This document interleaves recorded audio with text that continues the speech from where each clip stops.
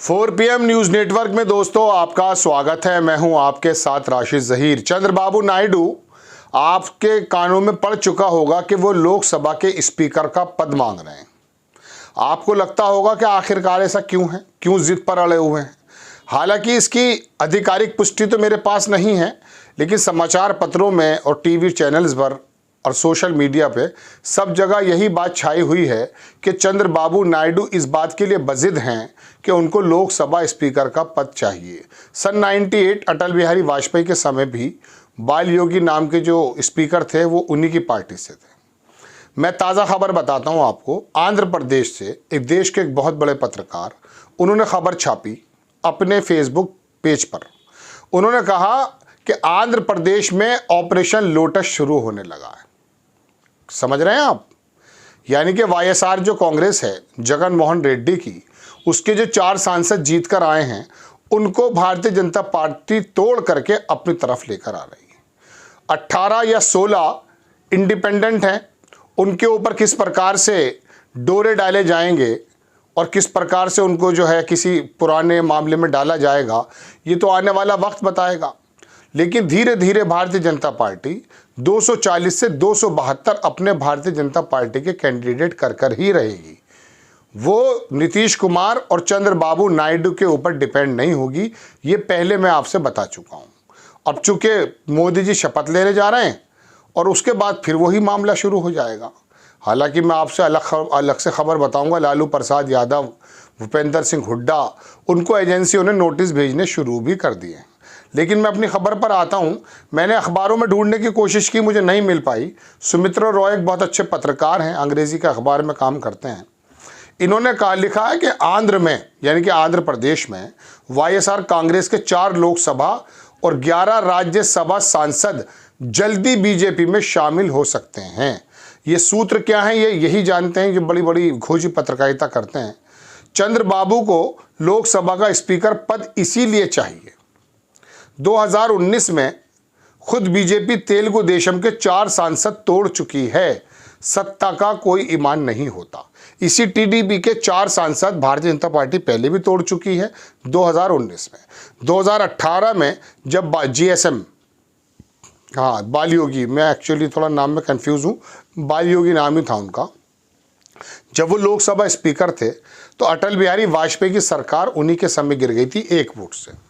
Lok Sabha speaker का काम क्या होता है आप अच्छी तरह से जानते हैं। जब कोई दल बदल का मामला होता है, जब कोई स्पेशल सेशन बुलाना होता है, लोकसभा की कार्रवाई से संबंधित तमाम चीज़ों का सर्वा दरअसल लोकसभा स्पीकर होता है। एक बार तो सुप्रीम कोर्ट भी इस बात में कह चुका है कि हमारे हाथ में बहुत ज़्यादा ताकत नहीं है। मैं अपने शब्दों में कहूँ, लोकसभा स्पीकर का क्षेत्र जो है लोकसभा के अंदर बहुत ज़्यादा वाइड है।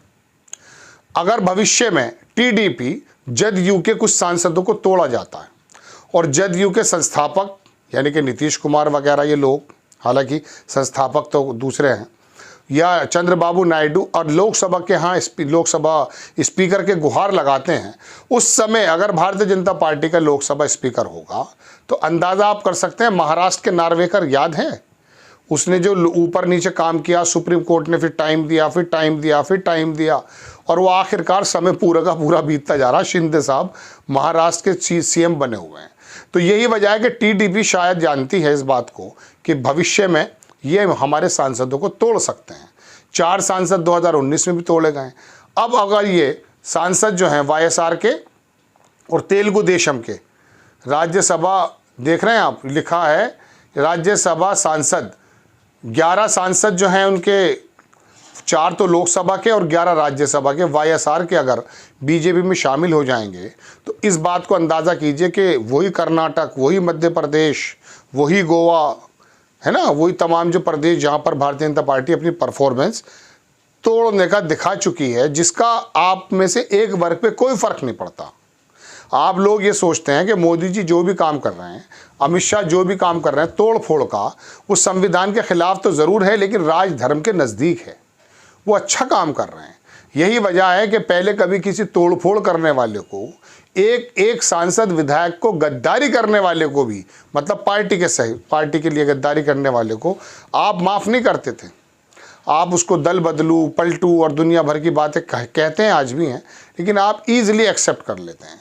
नीतीश कुमार को पलटू कुमार, पलटू राम, जो क्या क्या नहीं कहा, लेकिन आपको नीतीश कुमार इस समय ऐसे लग रहे हैं जैसे श्री रामचंद्र जी के ज़माने में वो जो लंका जो लगा दी थी हनुमान जी का रूप देख रहे हैं आप।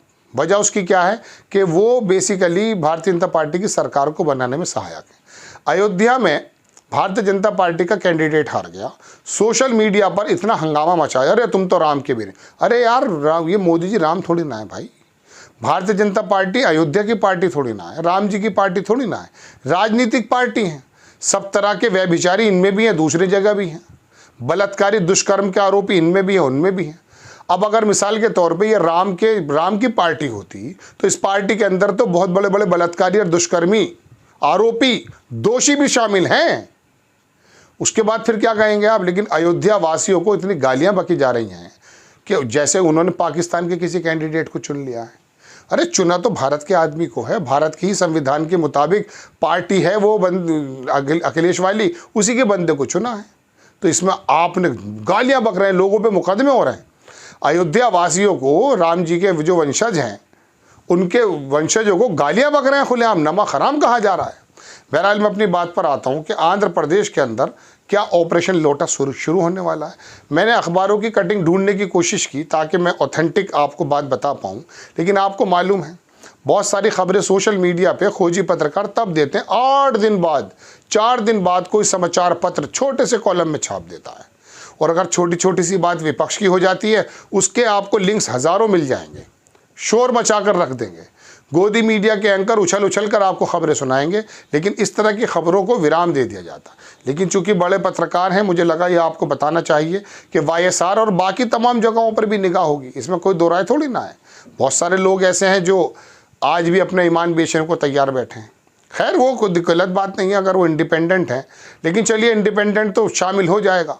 लेकिन बात ये चल रही है कि अगर पार्टियों के बंदे ही तोड़ने शुरू हो जाएंगे और महाराष्ट्र में उद्धव ठाकरे जैसी सरकार को गिराने और बनाने का खेल होने शुरू हो जाएगा, 240 पर याद रखिएगा रुकेंगे नहीं। मैंने 2-3 दिन पहले जो खड़गे साहब को लेकर के वीडियो बनाया था कि ये जो आप नैतिकता दिखा रहे हैं कि साहब हम विपक्ष में बैठेंगे, कोई कोशिश नहीं करेंगे, तो याद रखिए जनादेश दरअसल आपको भी दिया है।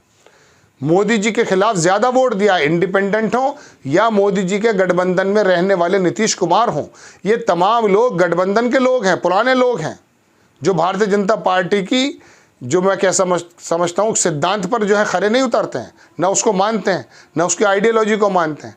तो लोगों ने नीतीश कुमार को वोट दिया, चंद्रबाबू नायडू को वोट दिया है, विपक्ष के लोगों को वोट दिया है, मोदी जी को वोट नहीं दिया है। मोदी जी को तो वोट कम दिया है, देश ने मोदी जी के खिलाफ जनादेश दिया है। आपको भी कोशिश करनी चाहिए, आपके ही साथी हैं, वो साथी बहला फुसला कर डरा करके बुला लिए गए हैं, इसलिए वो मजबूरी हैं। आप उनके अंदर विश्वास भर के अपनी तरफ लाइए, सरकार बनाइए। लेकिन आप तो चलिए वो बहरहाल मामला बदल जाएगा, लेकिन अभी तो फिलहाल 240-42 जो भारतीय जनता पार्टी के लोग हैं, ऑपरेशन लोटस के मुताबिक अब तोड़ जोड़ शुरू होगी और ये आंकड़ा 272 के बाहर 280-90 पे सिर्फ भारतीय जनता पार्टी का जाएगा। भविष्य की बात याद रखिएगा।